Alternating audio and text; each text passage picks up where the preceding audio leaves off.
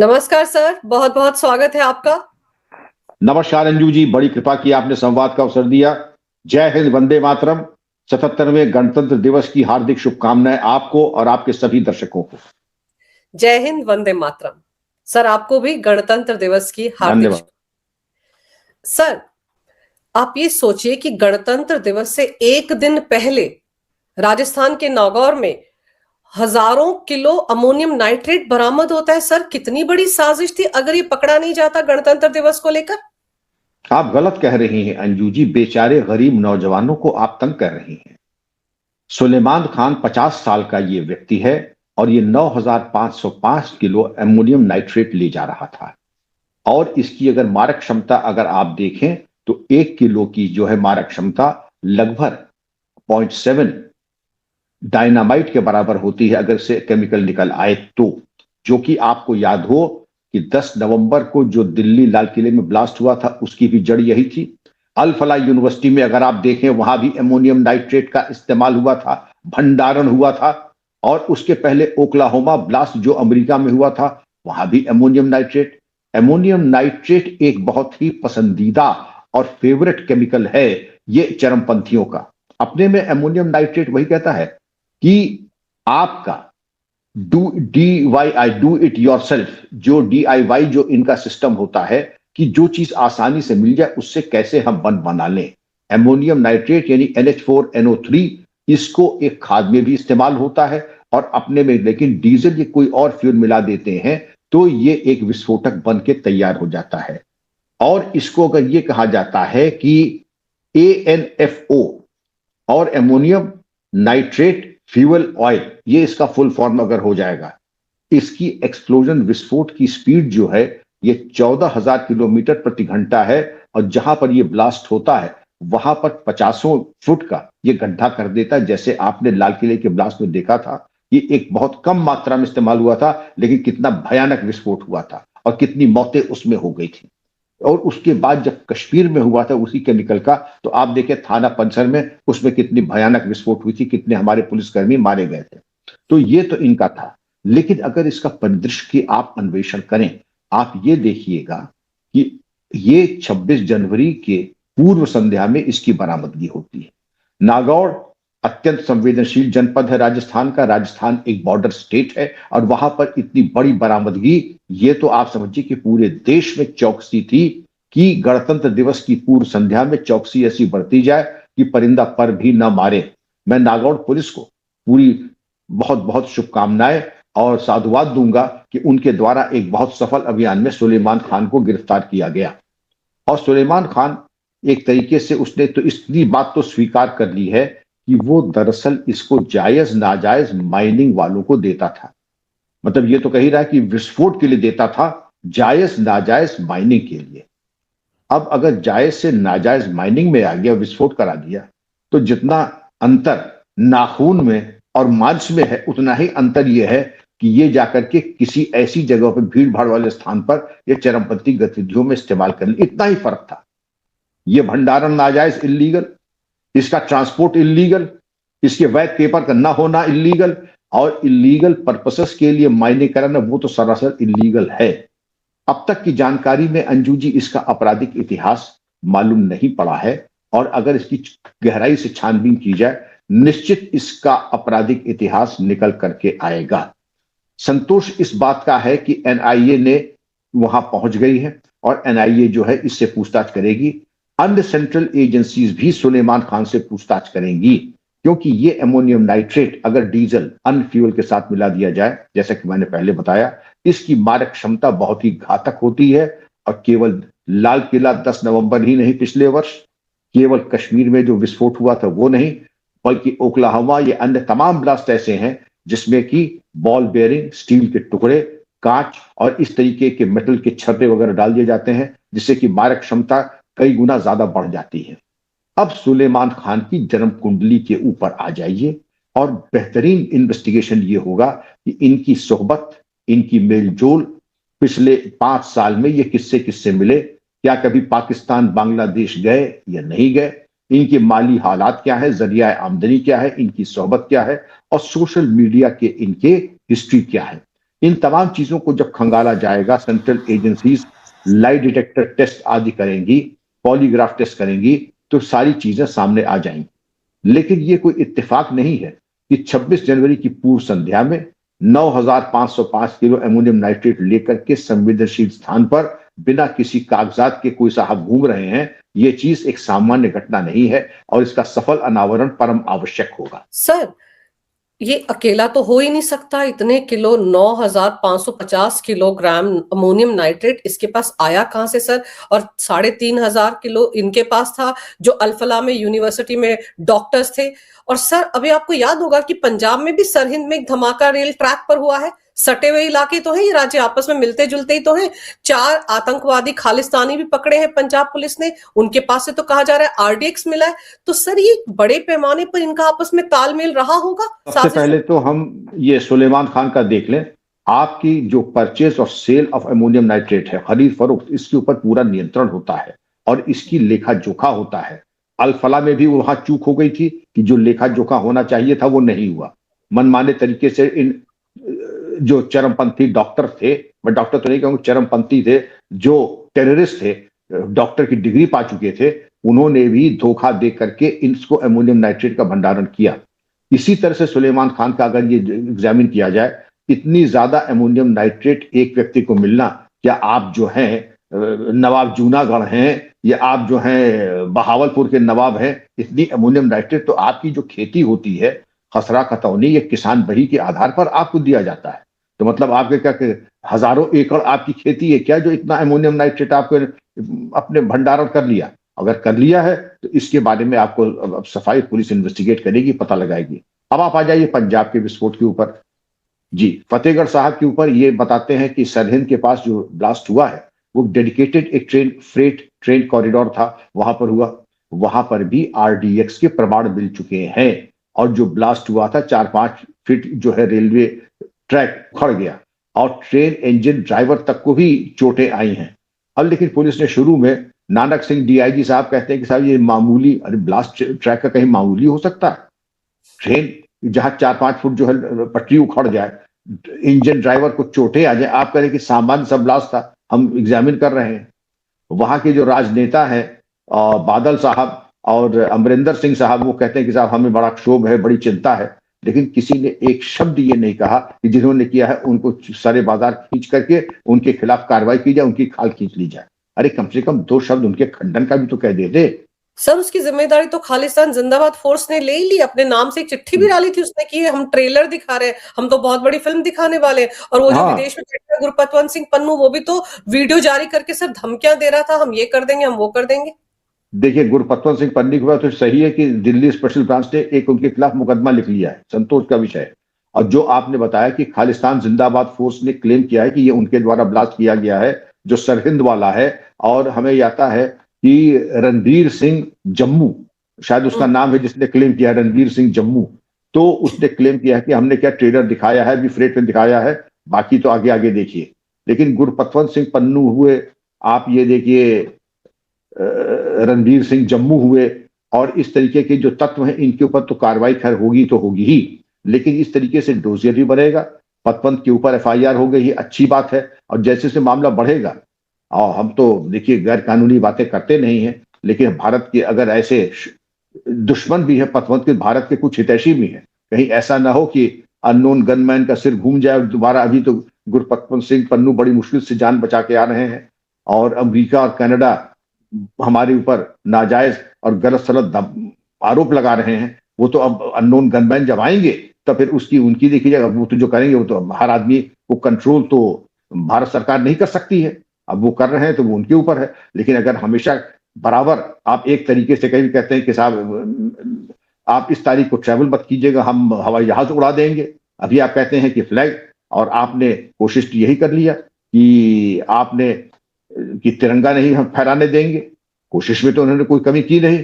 लेकिन बकरे की मां कब तक खैर बनाए, इनका इलाज तो बहुत कायदे से होगा, और भारत सरकार इसको राजनीतिक, कूटनीतिक, कानूनी तौर से भी इस पे कार्रवाई कर रही है, और बहुत जल्द इसके आप बहुत सकारात्मक परिणाम भी देखिएगा। लेकिन इनको जो आपको नसीहत देनी है, ये चीज एक अलार्म बेल थी, और अलार्म बेल के चलते जो आपने सावधानी बरती है, सावधानी बरतने पे जो नागौर जिले राजस्थान में रिकवरी हुई है, इसका परिणाम है।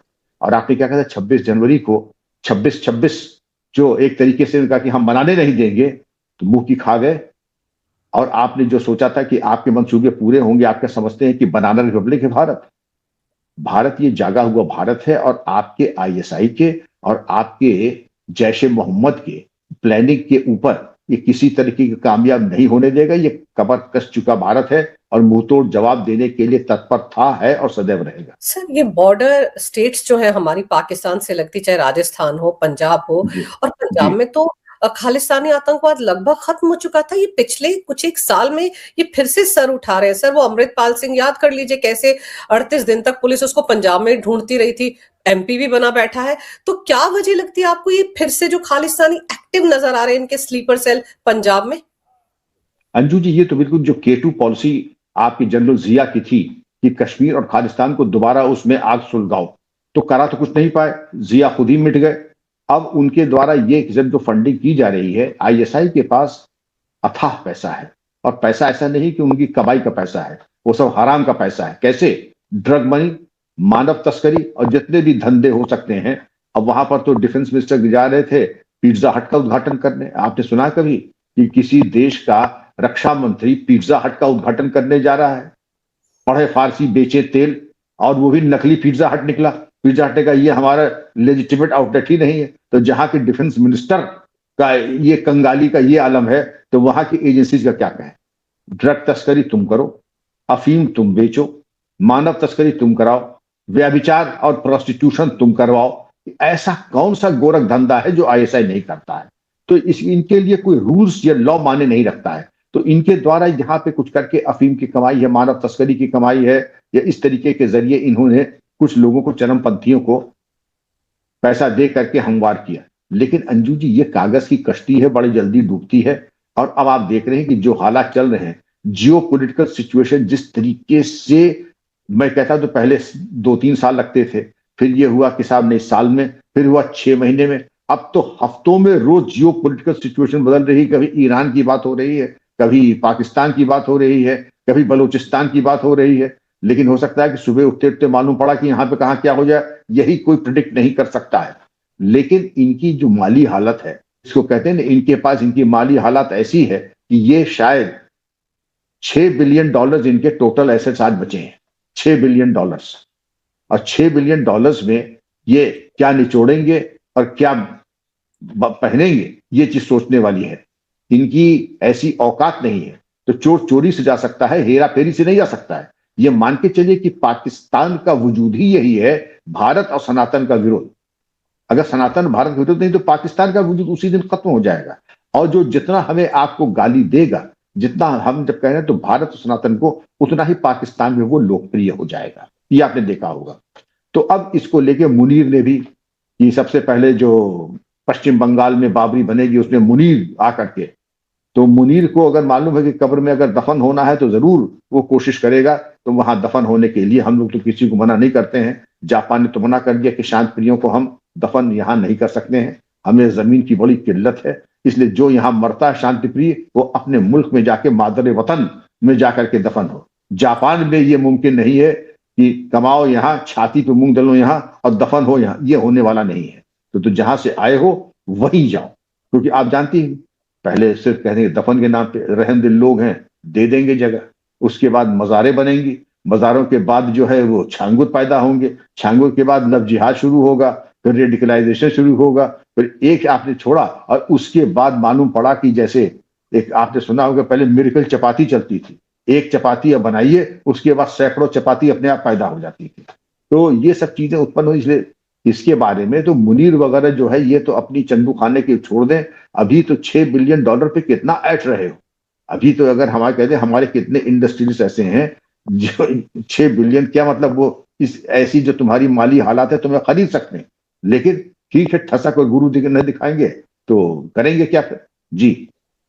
लेकिन सर, ये जो सुलेमान पकड़ा गया है, इसके तार क्या अल-फलाह यूनिवर्सिटी के जिहादी डॉक्टरों से भी हो सकते हैं? क्योंकि एक जैसा मोडस ऑपरेंडी था, छिपा कर रखा था अमोनियम नाइट्रेट, उसको भी तो किसी ने गाइड किया होगा कि इसको इकट्ठा करते रहो। और सर जहां से इकट्ठा किया वहां पर भी तो कहीं ना कहीं इसकी घालमेल होगा ना कि उन्होंने इसको दे कैसे दिया। अच्छा सवाल। मोडस ऑपरेंडाई एक है, केमिकल एक है, तौर तरीका एक है। अगर ये तीन चीज एक है तो जो समझाने वाला है, कंट्रोलर हैंडल, वो भी एक हो सकता है। और इसीलिए इनके कॉल डिटेल्स और सीडीआर, इनकी एनालिसिस बहुत जरूरी होगी। तभी मैंने कहा था कि पिछले साल 2 साल में किसकी सोहबत में रहे, माली हालात क्या रही, जरिया आमदनी क्या रही, कहां कहां गए, उसको देखना बहुत जरूरी है। और अंततोगत्वा आपको जाके मालूम पड़ेगा कि इसके पीछे आईएसआई, जैश ए मोहम्मद और डॉक्टर जाकिर नाइक, इस तरीके के लोग जरूर सामने प्रकाश में हैं। सर ये सब लोग रेडिकलाइज हो रहे हैं, कुछ ऑनलाइन रेडिकलाइज हो रहे हैं, कुछ मस्जिदों के और मदरसों के जरिए रेडिकलाइज हो रहे हैं। और जब जम्मू कश्मीर में ऐसी मस्जिदों पर, मदरसों पर सर्वे किया जाता है तो एक जमात को पेट में बड़ी दर्द होती है। अब तो वहां के छात्रों का भी सर्वे हो रहा है, क्योंकि वहां से अचानक से डॉक्टरों की भीड़ जो है वो पूरे देश में फैली है सर। और आप देखो, अगर आप लखनऊ के केजीएमयू की बात करो, वहां भी डॉक्टर हैं जो लव जिहाद कर रहे हैं। बेशक। तो इसलिए अगर आप समझे कि देखिए यहां पर तो कहते हैं गंगा जमनी तहजीब के ऊपर जो है ये हमला हो रहा है, आप कैसी बात कर रहे हैं? ऐसी बातें करना जो है, और वो बहुत शर्मिंदगी का बायस होना चाहिए। और उसमें हमारी गंगा जमनी तहजीब के ऊपर हमला हो रहा है। जब तक आपकी डकैती, कत्ल और लव जिहाद चलता रहे, तब तक तो ये गंगा जमनी तहजीब जो है फले फूलेगी। अगर हमने पूछा डकैती क्यों डाल रहे हैं, गला क्यों रेत रहे हैं, तो गंगा जमनी तहजीब के ऊपर आप हमला कर रहे हैं। आपकी अकलियतों से हमदर्दी नहीं है, आपकी संगे बुनियाद में बिल्कुल बजरंग दल और आरएसएस है। तो इनके डायलॉग, सेट डायलॉग है इनके। अभी जो कहते हैं कि 600 साल पुरानी, अरे जो हजरत मरा था, कोई उसके बारे में कोई नोटिफिकेशन वगैरह था कि वैसे हवा में गांठ बांध रहे हो? तो हर चीज जहां पर आपत्तिजनक है उसके ऊपर देश को एक सैद्धांतिक, एक अभिमत तय करना होगा और एक कार्य योजना तय करनी होगी। आप डकैती डालते रहे और हम पूछे भी ना, लव जिहाद करते रहे, हम पूछे ना कि हम तो कॉस्मोपॉलिटन है। उसी कॉस्मोपॉलिटन में अगर तुम्हारी 4 लड़कियों से अगर कोई कर ले तो मालूम पड़े सर तन से जुदा, वहां तो सर तन से जुदा हो जाएगा। और यहां के लिए जो खुला खेल फर्रुखाबादी, ये दो तरफा, ये डबल स्टैंडर्ड्स नहीं चलने वाले हैं जी।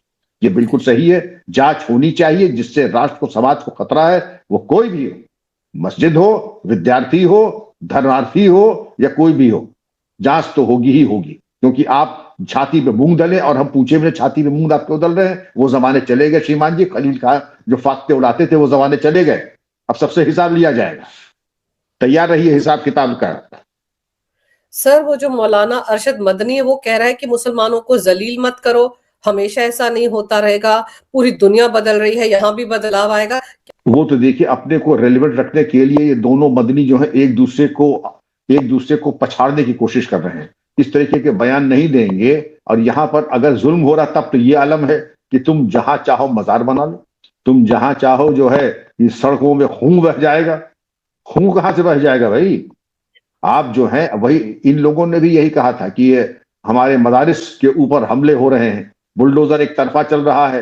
एक यूनिवर्सिटी बता दीजिए, तो हमने आपको स्टैटिस्टिक दिए थे, एक यूनिवर्सिटी छोड़ दीजिए, लगभग 250 यूनिवर्सिटीज में जो है मुस्लिम वाइस चांसलर्स हैं।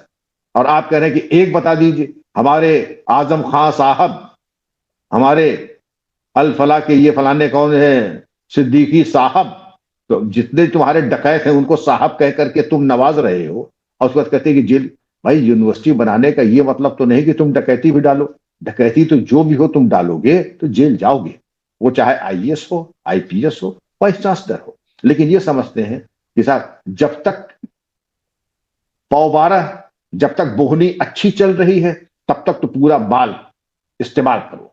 और जहां से मामला पड़े तो कहते साहब चूंकि मैं इस बिरादरी का हूं, हामिद अंसारी को ले लीजिए, नजीब जंग को ले लीजिए, आपके अजहरुद्दीन को ले लीजिए, ऐसे तमाम लोग ऐसे हैं। और अब तो हमारे जो कौन है संगीतकार, कौन संगीतकार, हाँ ए आर रहमान। हाँ, अब धंधा नहीं मिल रहा है तो धंधा, हर आदमी के टैलेंट में, कमाई में आए दिन ऊंच नीच लगी ही रहती है। तो अब कहते साहब चूंकि मैं इस बिरादरी का हूं, मेरे साथ जो है भेदभाव हो रहा है। और जब तक तुम जो है दोनों हाथ में लड्डू और सर कढ़ाई में है, तब तक तो तुमने कहा नहीं कि क्योंकि तुम अमुक बिरादरी के हो और तुमने खूब लाभ उठाया है। लेकिन जहां जो है आमदनी घटनी शुरू हुई तब आपको मालूम पड़ा कि आप तो अमुक बिरादरी के हैं, इसलिए साहब आपके साथ भेदभाव हो रहा है। ये सब बकवास की बातें हैं जी, इसके कोई रेलेवेंस नहीं है। और इसको कहते हैं इंटेलेक्चुअल डिसऑनेस्टी। तो डिसऑनेस्ट आदमी का जो हिसाब किताब होगा वो तो समाज कर ही रहा है, उसके बारे में अब क्या प्रकाश डाला जाए। सर लेकिन मुसलमानों को जलील मत करो, अगर वो किसी अवांछनीय घटना में शामिल है उनके खिलाफ कार्रवाई ना करें। अगर उन्होंने अवैध तरीके से कब्जा कर रखा है जमीन का तो उसका अधिग्रहण ना हटाया जाए, वहां बुलडोजर ना चला जाए। ये जो 7-8 मजारे बना रखी है केजीएमयू के अंदर, जिसको लेकर अभी आपने भी जिक्र किया कि अब खबर आ रही 600 साल पुरानी मजार है। सर 600 साल पहले ये केजीएमयू था क्या जो वहां पर मजार बना दी? अल तकैया और झूठ बोलने की कला को एक तरीके से इन्होंने इतना परफेक्ट कर लिया है, मदनी भाइयों ने उसको इतना परफेक्ट बना लिया कि झूठ को ऐसा बोलेंगे और इतनी बार बोलेंगे कि वो सच दिखाई पड़ने लगेगा। तो अंजू जी, इनके झूठ की बोलने की जो कला है उसको पकड़ना बहुत आसान नहीं है। तो देखिए, कब तक आप जलील करेंगे? अगर जलील होना है तो जरा कृपा करके जरा अफगानिस्तान और सीरिया चले जाइए, मालूम पड़ेगा जलालत क्या होती है। वहां आप जाएंगे नहीं, यहां पर आप छाती पे मूंग दलेंगे और उसके बाद कहेंगे मुसलमानों को कब तक जलील किया जाएगा। जलील किसी को नहीं किया जा रहा है। हमारे मिजाज में, हमारे संविधान में ये नहीं है कि हम किसी को जलील करें, लेकिन ये भी है हमारे संविधान में कि डकैती डालोगे तो उसके परिणाम भोगने को तैयार हो, चाहे वाइस चांसलर हो, चाहे कोई। सर अभी तो ये जो मामला नागौर का आया है, इसमें तो बहुत सारे खुलासे भी हो सकते हैं, क्योंकि आपको याद होगा हमने एक जासूसों पर प्रोग्राम किया था, उसमें राजस्थान का एक पूर्व मंत्री, उसका पीए तक शामिल थे, जासूसी करते थे पाकिस्तान के लिए। तो यहाँ पर भी कहीं ना कहीं राजनीतिक शय देने वाले लोगों के नाम भी सामने आएंगे बहुत जल्द, क्योंकि एनआईए ने मोर्चा संभाल लिया है। बिल्कुल, क्योंकि संभावना इसी बात की है, इतनी बड़ी मात्रा में एमोनियम नाइट्रेट का मिलना ये आसान नहीं है, और मिलना और भंडारण और इसका ट्रांसपोर्ट जाहिर है कि किसी रसूखदार का आशीर्वाद था, किसी प्रभावशाली व्यक्ति का आशीर्वाद था, तभी इसने सुलेमान खान ने इतना दुस्साहस किया, वरना अपने दम पे तो नहीं कर सकता है। जाहिर है कि इसकी जड़ें गहरी हैं, कोई ना कोई सपोर्ट सिस्टम है, कोई ना कोई इकोसिस्टम इसमें प्राण ऊर्जा फूंक रहा है, जिसलिए ये हो पाया। इसलिए ये जरूरी है कि इसको अगर जड़ से निकाल करके मट्ठा डालना है तो एनआईए और पूरी ताकत राष्ट्र को झोंक देनी होगी। बिल्कुल सही कह रहे हैं आप सर। एनआईए जब इस मामले की तफ्तीश करेगी तो जड़ तक पहुंचेगी और पता चलेगा कौन कौन इस खेल में शामिल थे। लेकिन ये राहत की बात है, राजस्थान पुलिस ने समय रहते इस पूरे के पूरे 9,550 किलो अमोनियम नाइट्रेट को पकड़ लिया सर, वरना पता नहीं कौन सी जगह पर, किस जगह पर धमाका करने की साजिश कर रहे थे। सर आपने समय निकाला, बहुत ही विस्तार से इस विषय पर बड़ी अहम जानकारी मेरे दर्शकों को दी। आपका बहुत बहुत धन्यवाद। नमस्कार, भारत माता की जय, वंदे मातरम, जय हिंद। नमस्कार अंजू जी, धन्यवाद, बड़ी कृपा, जय हिंद, वंदे मातरम, थैंक यू।